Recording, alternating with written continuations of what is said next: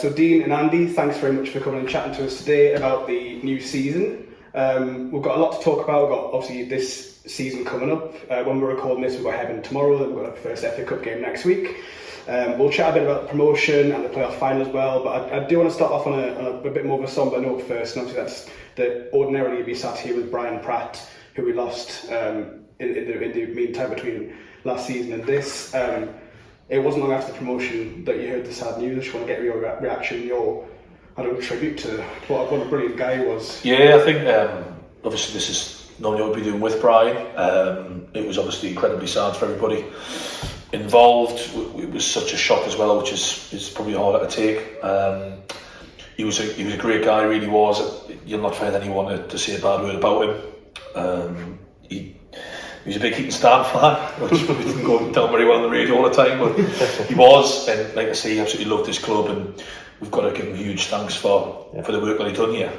He gave us exposure every week. He was here, rain and shine, and he wanted to interview me and Andy and the lads, and like I say, we can't speak kind of home. His funeral was a tough day, but it was lovely to meet his daughter and his family, who, again, the tributes there were just summed up what kind of guy he was. So yeah, I'm sure we'll do a minute's applause for these, which he'll thoroughly deserve. And it was nice that the final time we did see him was that playoff final, which his face at the end sums up exactly what he thought about this place. So yeah, really, really sad, and yeah, tough one to take.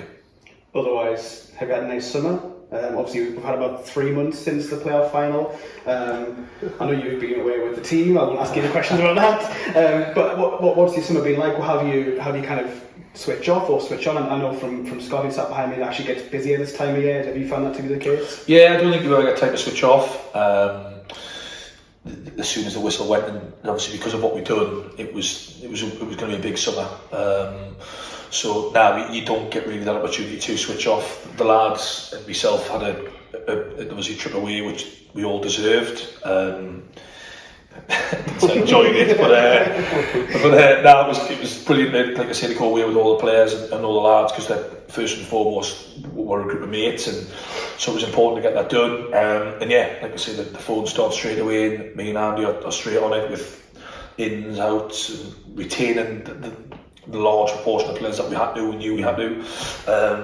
So yeah, it's been a busy summer. Not as many incomes as maybe there's been over the last couple of years, which we expected really, because we wanted to retain the lads that had got this club to where it is now. We've added where we felt was important to add.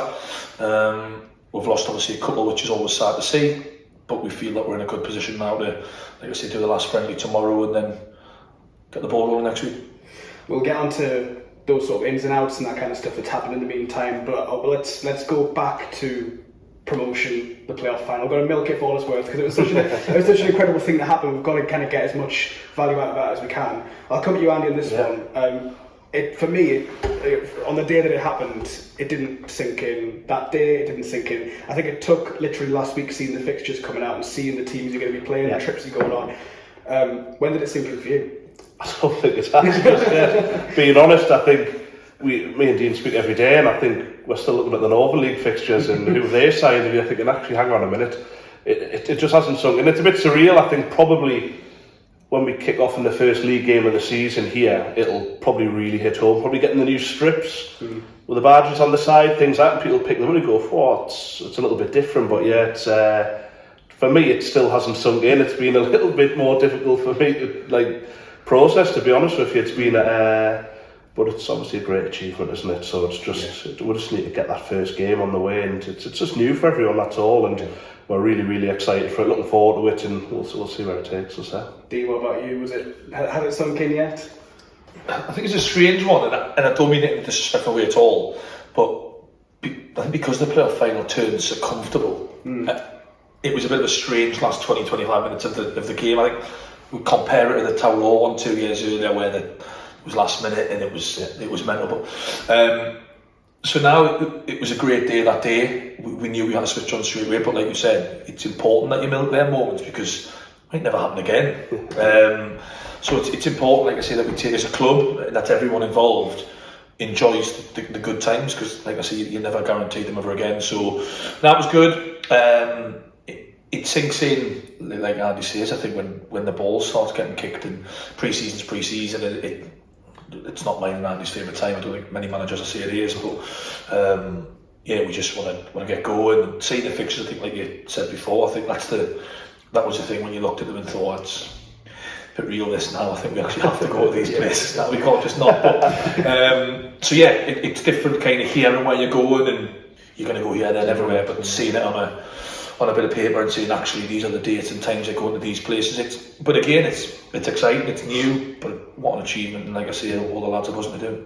The day itself, as you say, I mean, it was quite a comfortable game. It was very enjoyable. I know for me, being the person doing the tweets, I was kind of too busy with my fingers going fast to actually really enjoy the moment. In some occasions, I mean, obviously Connor's goal, you couldn't help but just gasp because it was so good, and there was those kinds of moments. And obviously the celebrations after the game as well. I mean, one of my last memories has been in the clubhouse and the lads with the speaker and Ecuador playing, everyone jumping about. And it looked like a great day for the players. It was a great day for the fans. What was it like for you guys? Just the enjoyment. And as you say, you've got to enjoy those moments because you never know what happens. Yeah, you do. And you said that straight after the game. And you've got to milk as much as you can. The players deserved it, and the work that goes into it is something you wouldn't believe unless you've seen it, unless you're involved in it. So.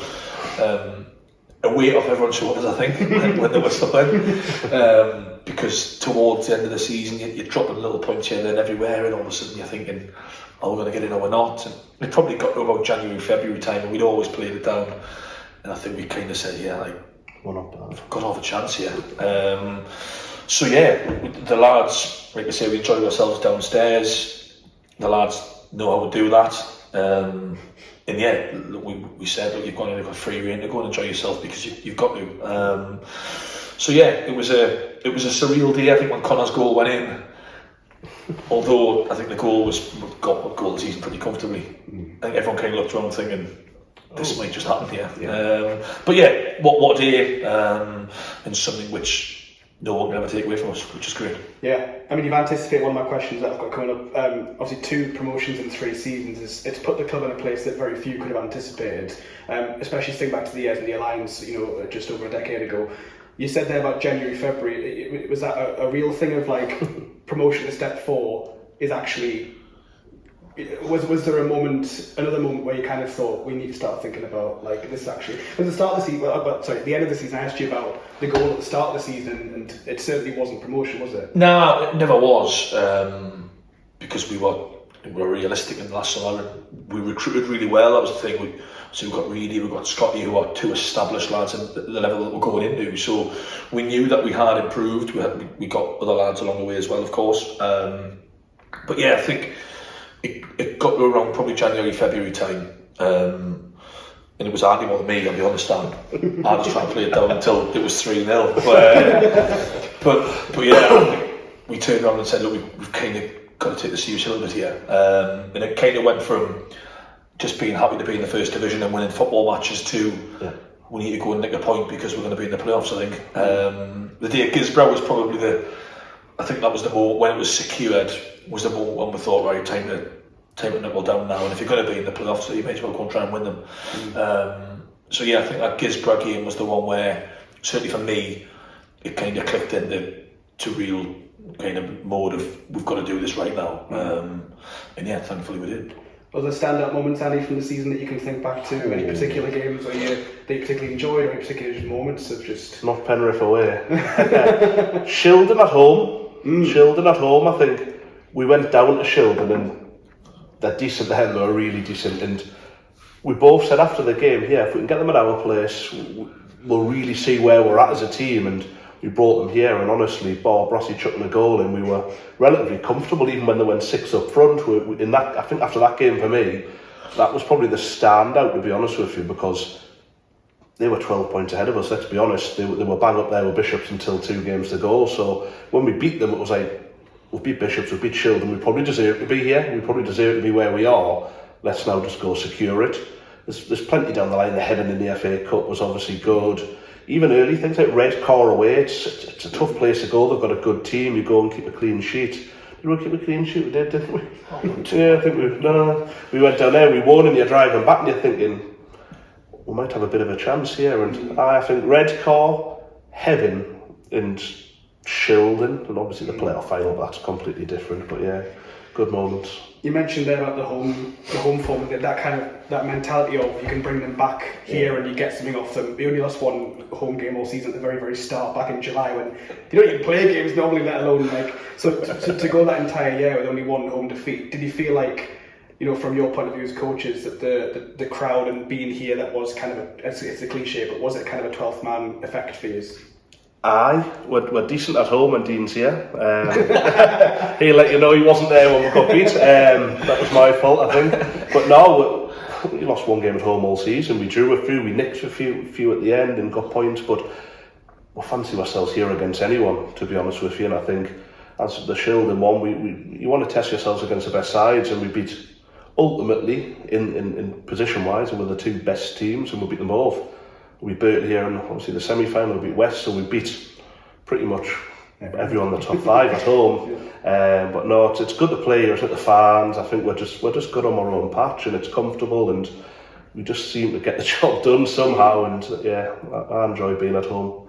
I think Dean does, definitely. And the lumps and bumps in the pitch as well, which the key areas are. It's a carpet, that. It's alright, it's a carpet. Kind of hit a landing pad, didn't he, for the goal in the playoffs. But no, it's home comfort. It's the same as anyone. Everyone's half decent at home when you're at the top end, and as I say, one defeat. It's not bad at all, is it? Hopefully it continues. Let's get on to the new season then, because we're quite deep into pre-season now. We've got one pre-season game left. At the very start of pre-season, of course, there's the retained list, but there's also you guys as well. There's a lot of excitement when you guys signed on, as it were, for the new season. Was it something you had to consider with the added mileage, or was it never in doubt? No, it was never in doubt. No.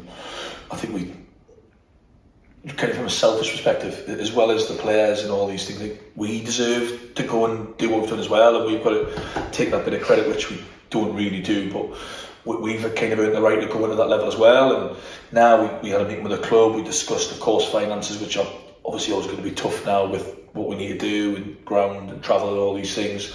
We were all on the same page, and it was time to announce it, but then, like I say, knuckle down and kick on from there. So yeah, there was never no doubt about it. Same for you, Andy? Yeah, absolutely spot on. I took a little week off last week just to get a bit of a break, to be honest. I had to give him a call, but nothing in that, to be honest with you. I've always wanted to be here, give it a go. Just sometimes we need a break as well, though. So we're trying to get one in. Luckily, they let me have a week off, and I've come back refreshed after that weekend.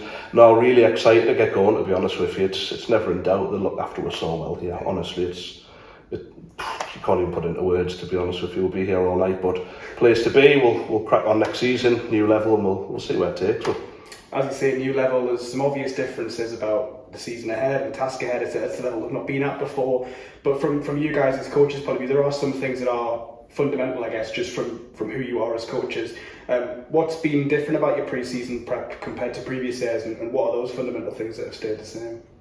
I think everything's been quite consistent. I don't think much has changed as far as how it's done, how it's run, and there was kind of non-negotiables put in place when we took over, and that's never changed. It's got us to where we are, so we kind of don't want to change anything whilst it's going well. So look, I don't play a huge part in the training side of stuff. Andy and Mark would really take that uncertainty in pre-season, so they don't hate me at the minute.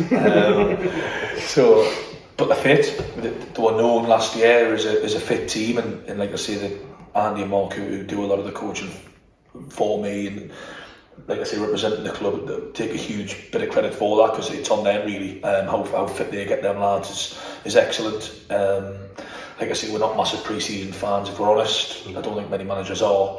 So yeah, we just kind of want to get going. But not a great deal's changed at all. We've prepared for this season just like we have for the previous 3, really.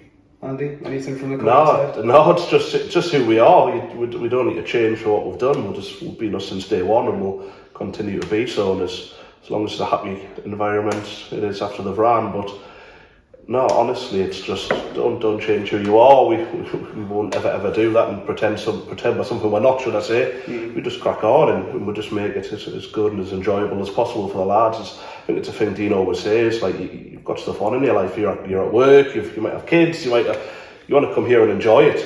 And that'll never change from us. And that's what we've just continued to do, and it's so far so good, and until it stops working we'll keep doing it. We'll get onto the incoming and outgoing, as you mentioned earlier, and kind of what they've meant for the squad. But obviously, there's players that have gone. We've lost Sean Reid, Craig Scott, Ryan Carr, Nick Cassidy, all players who've played big parts in various ways. Wonder if you had any words on any of those guys. No. Dead to us. No. Good. Honestly, I'll start with a couple of them. I think Reedy and Scotty come in and probably showed that professionalism, didn't they, from like the higher leagues where they've been, and honestly they brought the lads on so well in that changing room. And Scotty was a bit louder, and he's a little bit more in your face, where Reedy's just a little bit more quiet, and he just gets on with his job, and there's a respect there. So especially for them two just coming in last season, a massive respect to them. Obviously Dean's close to Cass and shared a few Diet Cokes on a Tuesday night after games, so that's him.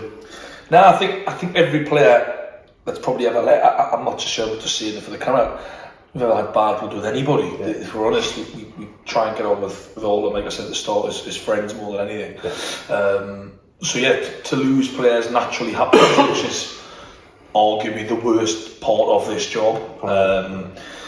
But it has to happen, and people go and people come, and like I say, every lad that leaves will always leave with our best wishes. If we can ever try and help them out in any way we can, we will. All the lads that we've lost have lost with our blessing, basically. Yeah. You know, they've left, and we've shook all their hands and wished them all the very, very best. Cass was, like I say, here for 2 years, and a big figure in the dressing room. Not the loudest lad in the world, but and one that all the players can relate to. A lot of lads that speak to him, he talks a lot of sense. He's a good footballer, knows his stuff. Probably knows too much stuff. But nah, great lad. Like I say, like every single player I've read, they're all good kids. They're all great lads on and off the field, and they're always going to be missed. But one thing is, they're always welcome back here at anything. So only those handful have left, but obviously there was question marks with just the scope of the task ahead within just over a decade, going from the Alliance to now got trips to the Midlands. It's a bit crazy. Have you had to convince any players? You haven't got to name names, obviously. I haven't got to get this in too personal. But have you had to convince any players that this is a journey to be on with, or is there any kind of? Do any players need the confidence to? Yeah, I think naturally there's questions from players in regards to their own availability and Richie Slaughter, for example, Dan Stevenson, they all kind of work shifts. Conor Walkerhouse came in, they're all shift workers, and so it's important that we just work around that as well. And the last thing in the world I want to do is convince Richie Slaughter as the club captain to be here to miss 35 out of 40 games. It doesn't help us or him, so it was just about sitting down and making sure that all them lads, it kind of logistically works for as well. It does, which is great for everybody.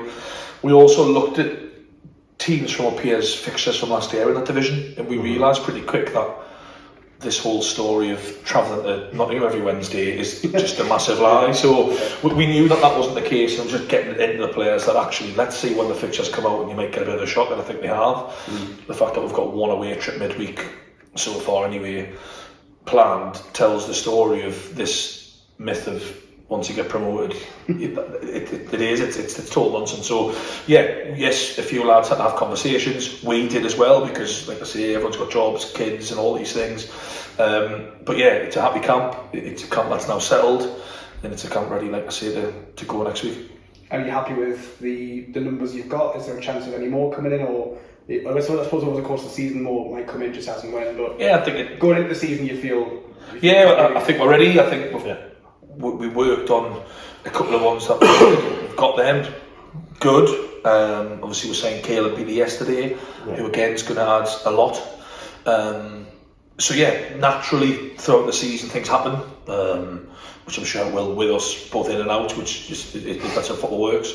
But yeah, if someone asks, are you happy with what you've got? 100% ready and we're ready to go. You mentioned Beattie there. He's one of the few players that's come in. We've got Mark Ellis, Conor Walker, Matt Foster. Obviously James Harper's been playing, who was such a big figure for Stanley last season. Was there a particular quality or a particular skill set you look for with those players, with the new league in mind, or just with them as people, or just a footballing ability that you liked about them? Yeah, I think there's just certain bits of looking back on the side of what we probably needed, and going on, we've known Conor Walker a long time. It's been someone that we've always liked, and I think he's already shown his performances that he's going to be a huge player for us. But yeah, every lad that we've brought in for a reason.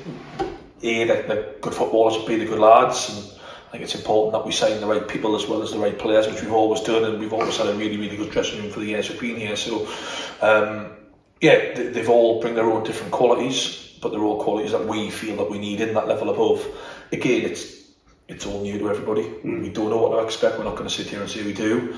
It's all very, very new. That's the whole exciting part of it. So we'll go with what we have, and like I say, all we'd ever do every single Saturday is go and try and win the game. I got a little ooh out of you from that question, Andy. Have you got anything different to say about that? No, I like it. I like it. It's interesting because we probably do think a lot more into things with our signings. To be fair, footballers, it's little bits of the pie, isn't it, that add up to what you get on the pitch. There's a lot in the background that you see. So we sit down and probably get offered 1 million players and probably talk about 1,000,001, don't we, really? But there's only a certain few that end up coming in, and the guys that have come in, as you say, fit the mould of what's here. Like you've got to be a decent person first and foremost, not just in the dressing room and in around the club, and then you've got to have that ability to go on the pitch and go and press. So yeah, that's pretty much what we look at, and the guys who've come in have fit that mould, and long may that continue. As you say, that will be ins and outs as the season happens. That's just natural. We've got one pre-season game left. You said that you're not big fans of it, but obviously you do have to have it because it's important prep. Maybe it's not. I don't know.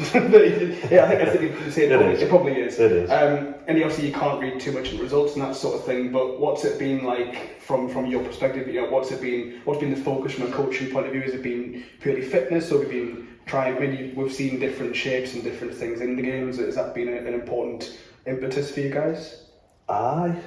Probably everyone says fitness, don't they? But let's be honest, at this level, everyone's relatively fit to start with. It's probably shapes and just seeing people on the pitch and seeing people getting combinations back and people playing with each other again after 6, 7, 8 weeks, and results don't really mean anything. But when you're in a dressing room with him, it does, to be honest with you. So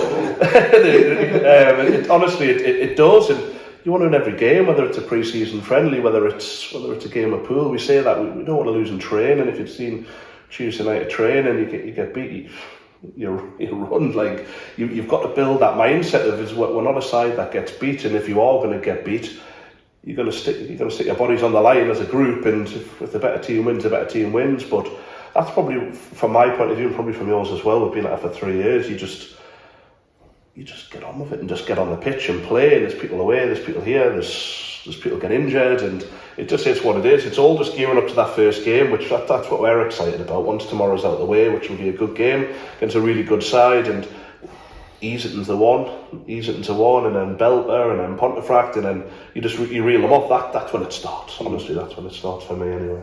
Was there anything you tried in pre-season that you hadn't tried before? Was this a good time to try new things you hadn't before, and you've kind of gone, we'll do a bit more of that? Corker up front. I was going to say playing on 4G, because I'm not really good at that either. Corker up front, I didn't get the honour of that, to be fair. I've seen the photograph, but... That's not going to happen again. Yeah, he made a couple of fouls by all accounts, but... No, we're just us over from day dot. Like, we don't try anything out of the ordinary. We just put people in their position, and we've got our own set principles of how we play, which we'll obviously not go into. But we just put them on the pitch and let them just about to swear there. Sorry, just gear themselves up to the first game of the season, and they take it on there. They go into training, next friendly, and he riles them up to a point where they don't want to lose, and that's my major thing, and that's what makes it so enjoyable for me, because we've got no shakers. We want to win every time we play, and that's just a mentality that's instilled, and probably instilled in the new lads to a bit more to an extent. That's probably just getting them on board with what the principles are in the dressing room, what the non-negotiables are. That is probably the main thing from it, apart from getting them on the pitch and playing, really. Do you agree? Or? No, 100%. I don't think, like I say, that we don't try and reinvent the wheel. We just give it a go. Like I say, it's been a bit of a strange pre-season this year. I think it's kept Scott busy. Obviously, teams dropping out, and obviously with a pitch, the work that was getting done, we couldn't play at home, so you're getting 3G pitches and stuff. And let's be honest, I don't like them, I know Andy doesn't. The players don't really. There's no excuse, by the way, but they're just not what we prefer to do. We want to be here, everywhere else. You've seen the home form over the last 3 years where we like to play football. So it's just that. You're upset a little bit, you're here and then you're there and you're doing this and the other. Holidays is the biggest thing. It's hard. I just love no one never go on holiday, but fortunately I do. So yeah, I was speaking to Dan Kirkle, who are getting on really well with the Carlisle. It's his first year here, and we went down there and he said, like, is this normal? It happens obviously every pre-season this happens, so don't worry about it. We have never, since the time I've been here, went with 11 and 12 players and stuff, but we did at Carlisle, just purely for the time of year it is. It's hard.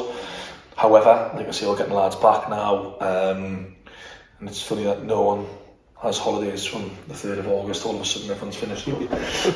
So like I say, it's just a bit unsettling, that 6-week period, because like I say, lads are here, they're everywhere, whether it's work, holidays, they've earned their time away, let's be honest. So yeah, hopefully the pre-season's done and dusted after tomorrow. We'll have 2 really good sessions next week, ready for Friday. I'm on holiday. You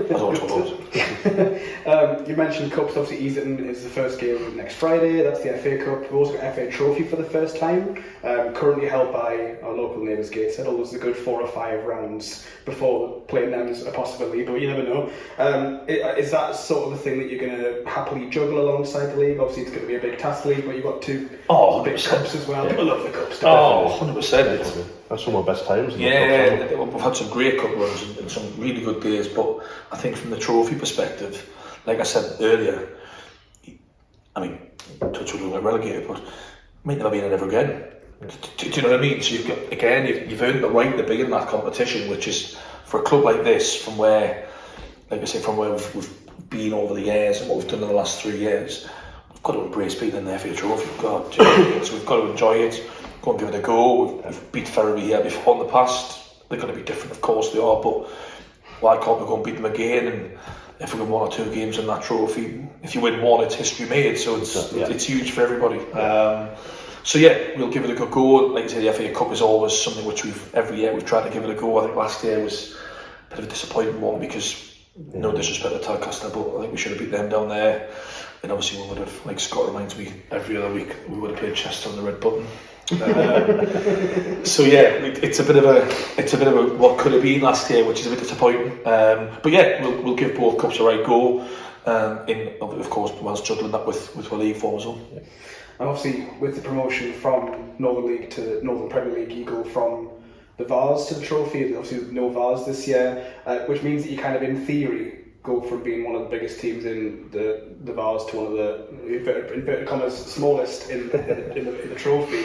Is that anything that you're bothered about? Does that give you kind of a siege mentality in a way of kind of like going to go there and try? We do that anyway. We do that in friendlies. So it's training. Yeah, it's just like I say, honestly, whether it's the Vase, FA Cup League, it's just another game, and we've just got to go and get everything we've got. Yeah. With every game we go into, they approach every single game exactly the same.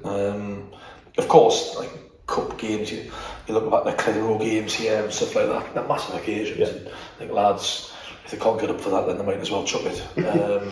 So yeah, I would imagine them trophy games and the FA Cup games will be no different. We'll finish with a couple of questions. This is kind of a broad one, just about the season as a whole. And I don't want to. You haven't got. It's not like an X Factor. Put it in the envelope saying we'll open at the end of the season. About kind of the aim for the season. Obviously, you've said that you don't want to get relegated. Of course, nobody wants to get relegated. But is there something that you've got in mind that you've maybe spoken about with the players, or just amongst yourselves, or even just in your own heads? That, again, you haven't got to tell me what it is, but have you got anything precise or specific? I think it would be.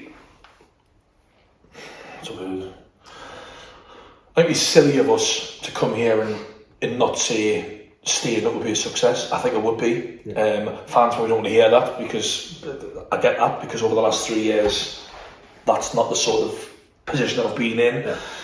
It's brand new. We have no idea what we're going into. We're in there with some hugely established football clubs. I mean, you're one league off Blackheath Spartans. You're in there at Bradford Park Avenue. It's totally new territory. So can we go and establish ourselves? We've said that as management and players. Can we go and establish ourselves in that league for the foreseeable future. And that's what we want to do. We want to go and be a Northern Premier League club for X amount of years. If we go 1-0 up against Belper, I'd imagine me and Andy are probably going to think we're going to win the league. Why not? But nah, look, we want to win as many football matches as we can. That's the top motto. We did that last year. We didn't aim to get promoted. We didn't aim to finish top 6, 7, 8, 9, 10. We just said every single time we put the shirt on, let's try and win and let's see where it ends up. But yeah, I think if we can establish this football club at that level, it would be a huge success. And finally, just about, we come back to where we are right now. We're at Groundsel Park, we're in the media room upstairs. Over 2,000 people came here for the playoff final on that bank holiday Monday. And obviously we hope that as many of those people come back and stick with us for the journey ahead this season. The game man doesn't, I don't think. I've got digital tickets. What would you say to somebody who maybe was part of that crowd that day, or maybe wasn't part of that crowd that day and might be watching this now and is considering coming along? Come on, give us the sales pitch. What a thing. Honestly, enjoyment factor. I think when you come here, I think from the minute you see him round and Gary on the door, and you see Scott running about with notepads and his little pen and his little VO and running across the pitch, and the chairman's going around always welcoming everyone who comes in, the fans themselves, the players are always approachable, and then what we put onto the pitch is his heart and soul. Honestly, like, you'll not get a better non-league setup to come and watch. That just, again, that's my opinion, but I value my own opinion, so please come along and help on the journey. The opinion's usually alright, but honestly, it's just that enjoyment. It's not just what's on the pitch, it's everything that moulds it. I just think it's a bit kind of what you see is what you get, isn't it? It's not a Premier League football club where you do this and you've got no idea what goes on behind the scenes and it's something, you know, like you say, and you're referring to all the volunteers that we've got who work daily, like yourself, to do this. It's not just to turn up on a Saturday job and put your strip on and play. And I mean, you'd be doing really, really well to speak to anyone that's been here over the last 2 or 3 years who hasn't enjoyed themselves. And I think the numbers that we've had through the game back that up. But yeah, all we do is like I say, go and try and win football matches, please fans, engage with them, I think, which is important. The players will go across home and away, win, lose or draw, and thank them, because I think it's important we do that. And then, like I say, whether win, lose or draw, we have a couple of pints in the bar, we sit down, we talk to them, we drink with them, we sing with them, we do all these things because it's important that we do that, because it's non-league football and that's what's great about non-league football. And like I say, I don't think there's many better non-league football clubs in this one. So yeah, come in, pay your money, shout as much as you want, not at me, please. And yeah, hey, enjoy it, yeah, 100%. Well, on behalf of all the supporters who enjoyed that amazing season just as you guys did, just thank you, and thanks for sitting down and chatting for us, and good luck for the season. Spot on, thanks. No problem at all, thank you. Mate.